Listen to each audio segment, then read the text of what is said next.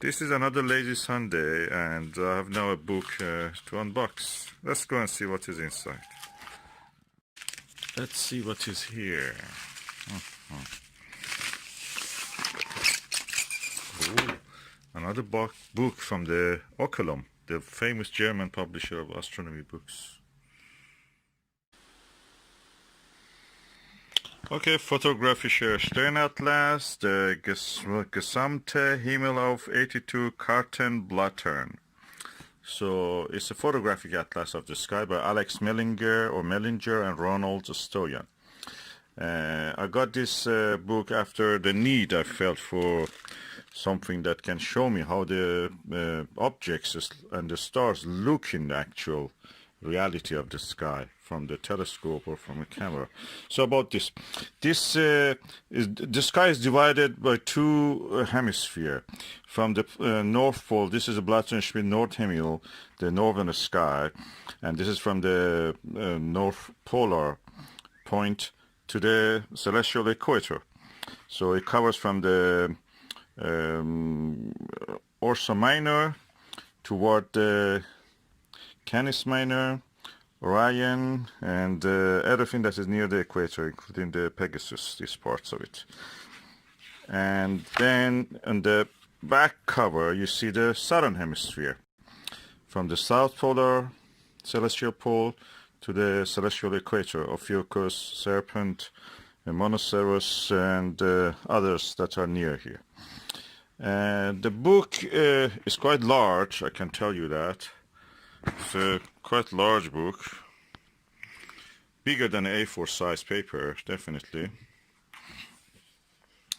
It is published in 2010 in Germany by the Oculum Verlag, which is a publisher about astronomy in Germany, and they are doing really well. And there's an introduction, then the techniques and the map of the unfortunately light pollution.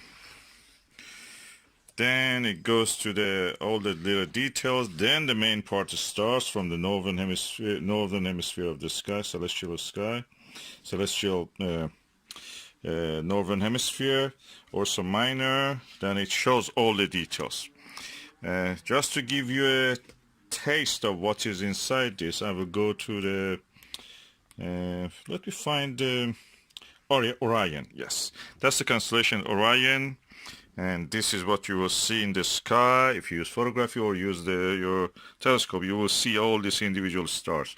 For example, this is the Orion Nebula, and this is the Horsehead Nebula, and this star here is a star system of the Sigma Orionis. This is Al-Nitak. This is the Flame Nebula. And what is interesting here, you may not have seen it in others, is that, for example, the two stars of the... When you lose your telescope, you see that these two stars are surrounded by a lot of dimmer and brighter stars around them. And that is considered a star system, a star cluster. This book is really up to date. This considers, for example, the Lambda Orionis, also star cluster, and several other star clusters here. So these are the stars that nowhere else are mentioned as a cluster. This book mentions it as a cluster. And when you observe with your telescope, you will see that these are star clusters. And they're as bright, as impressive as the plates. So, and when you go back one page, you will see that there is, for example, here Eridanus, Taurus, Cetus, Alpha Cetus, and is a Mira star here, Omicron Cetus here, Omicron Cetus. In this map here, I don't think you see Omicron Cetus here, Mira. But anyway, you have to look for it. Buy the book and see.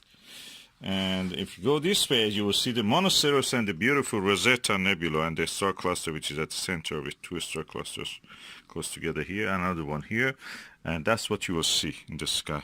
So nebulosity of it probably you will not see under normal conditions, especially if you're living in the under light polluted skies. But you will see this star cluster. That's a good information. You see another star cluster here, and you know that what is this here. NGC 2306. So all in all, this is a lovely reference work. And this goes on and on and on and on, and it ends in the page. Let me see what page it ends. Okay, Southern Hemisphere, of course, you can see large and small Magellanic clouds. You can see Tarantula Nebula, Carina, and yeah. This is a small Magellanic cloud, and as you can see here, and yeah, many things to discover. This, I remember Donald Menzel's Handbook of Stars and Planets had star charts. They were black and white. Then I saw a Japanese book better than the Donald Menzel's one. I never found that Japanese book. I saw it in the hand of someone when I was a kid, and after that I never saw that book again. If I find anything Japanese, I may just go after that book. Japanese are, I mean, if you're a geologist, you know that Japanese have published so many things in their own language. For example, English language is poor compared to that, I must tell you. About the corals in the Vietnam, you will see that the authority on that are Japanese. Coral reefs, of course, you know that corals are the source of the source rock for many of the oil fields are corals, and they have done vast studies, paper after paper, about the coral reefs and of course the thin sections of them. So this is what you will see. Okay, here German is a similar language, and French. English language, it seems publishers are greedy. They don't really go after giving the value to people in a way. It's unfortunate. Well, anyway, that was a small Magellanic cloud again here, beautiful. And the book's end comes at page 176. So practically you have around more than 80 pages of photographs after photographs and chart after chart, accurate, to the point, new, valuable. So this is the book that I recommend everybody buys if you want to know. Not knowing German doesn't stop you using it, because the stars doesn't have any name on them. Yeah, it's just a number usually, and deep sky objects. The names are not that important. The object itself, what you see, is important.